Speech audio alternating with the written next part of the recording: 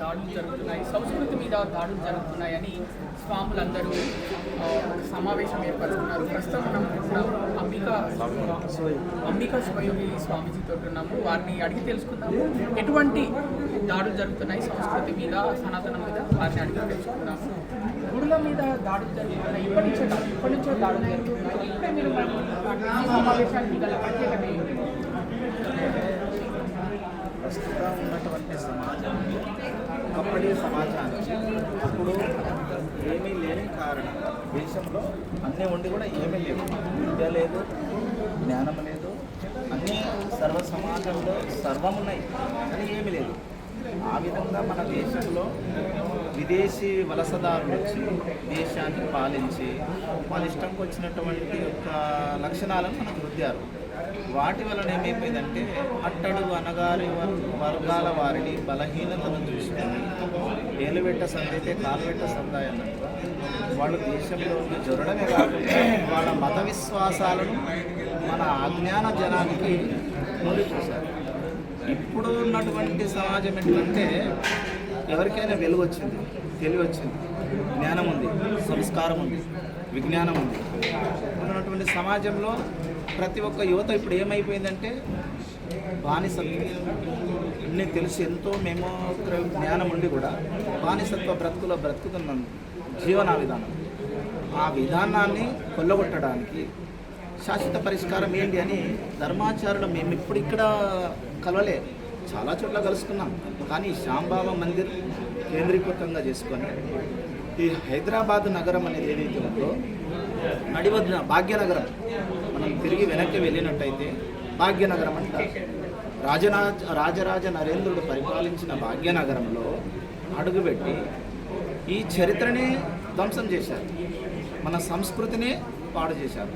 అయినా ఎక్కడ కూడా తగ్గలేదు. ఏ మూలను ఉన్నా కానీ మన సంస్కృతి, మన మూలాలు, మన ధర్మాలు, మన జాతి, మన సంస్కరణ ముందుకు కొనసాగుతూనే ఉంది. ఎవరో వచ్చి దీనిని ఏమో చేస్తామంటే చేయలేరు, వాళ్ళతో కాలేదు, వెనుదిరిగిపోయారు. అల్లూరి సీతారామరావు కావచ్చు, అప్పట్లో సుభాష్ చంద్రబోస్ కావచ్చు, సర్దార్ వల్లభాయ్ పటేల్ గారు కావచ్చు. అప్పుడు దేశం మీద ఎన్నో దురాక్రమాలు జరిగితే వాళ్ళు అడ్డుకట్టేశారు, పార్టీలకు లొంగిపోలేదు. ధర్మాన్ని కొరకై వాళ్ళు కట్టుబడి నిలబడి పార్టీలనైనా పక్కన పెట్టి ఎదిరించి నిలబడి ఉన్నారు. కాబట్టి ఈనాడు ఈ సంస్కృతి, మన ధర్మం, మన దేశం మిగిలింది. అందులో దాన్ని మనం ఇప్పుడున్నటువంటి జనరేషన్కి, భావితరాల వారికి జ్ఞానం అందించకపోతే ఇక ఎంతమంది గురుపీఠాలున్నా ప్రయోజనం లేదు, ధార్మిక వ్యవస్థ ఉన్నా ప్రయోజనం లేదు. కాబట్టి మేమందరం స్వామీజీ ధర్మాచార్య వ్యవస్థ అనేటటువంటిది మార్గం ఏర్పరచుకొని గత 10 సంవత్సరాలుగా నడుస్తూ ఇప్పుడు ఏకీకృతంగా ఈ ధర్మాచార్య వ్యవస్థ ముందుకు తీసుకెళ్లాలంటే ఏ విధంగా అని చెప్పేసి రాష్ట్రీయ స్వయం సేవక్ సంఘ్ కావచ్చు, విశ్వ హిందూ పరిషత్ కావచ్చు, అనేకమైనటువంటి సంఘాలు ఎన్నో ప్రయత్నాల ఫలితం ఈనాడు స్వామీజీలందరినీ ఏకీకృతం చేసి ఒక ధర్మ జాగరణ జరిగినటువంటి శక్తి చైతన్యాన్ని అందరికీ భారతదేశానికి ఒక గొంతుగా వినిపించాలనేటువంటి ఒక శక్తితో మా స్వామీజీలము వ్యవస్థ ముందుకు రావడం జరిగింది.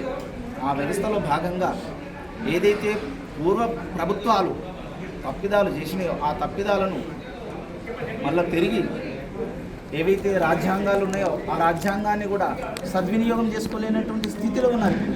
అన్నీ తెలిసి కూడా కొందరికి ఒక్కొక్క మూలకు తెలుసలేదు. ఆ అన్ని మారుమూల ప్రాంతాలు కూడా రాజ్యాంగం యొక్క విలువలు, వాటి యొక్క నైతిక హక్కులు తెలియపరుస్తూ మన దేశం పైన, ధర్మం పైన దండయాత్ర చేసిన ముష్కరులు ఈనాడు పరిపాలన చేస్తున్నారు. మన సొమ్ము తిని, మన బట్ట కట్టి, మన ధర్మానికి వెన్నుపోటు పొడుస్తున్నటువంటి ఈ విదేశీ దురాక్రమణదారులను దూరం చేయాలనేటటువంటి సత్సంకల్పంలో ప్రతి ఒక్క గడపకు, గృహానికి ఏకీకృతమైన మనోవాక్కాయ కర్మణ, మనస్సులోనూ, వాక్కులోనూ, కర్మలోనూ ప్రతి దాంట్లో పరమాత్మ ధ్వని జనించిందని చెప్పేటటువంటి యొక్క దళం భారతీయ సనాతన సంస్కృతి యొక్క ధర్మం. కావున ఆ ధర్మాన్ని, నీలోన దేవుడు గలడు, నీ నిజాన్ని నువ్వు తెలుసుకో, నీ ధర్మాన్ని నువ్వు తెలుసుకో, వెనుదిరిగి చూడకు, ఎవరి చరిత్రను చదివి మోసపోకు, నీ చరిత్రను చదివి తెలుసుకో, అందరికి విజ్ఞానం అందించని సత్సంకల్పంతో ధర్మాచార్య వ్యవస్థ ముందుకు సాగుతుంది. ఇక నుంచి దేవాలయాలు కానివ్వండి, గుళ్ళు కానివ్వండి, గోపురాలు కానివ్వండి, అన్యాక్రాంతమైపోయినటువంటి వాటిని అన్నిటిని కూడా తిరిగి యావత్ భారతదేశంలో స్వతంత్రం సర్వ హక్కులు కావాలని ధర్మాచార్య డిమాండ్ చేస్తూ అందరికీ తెలియదు.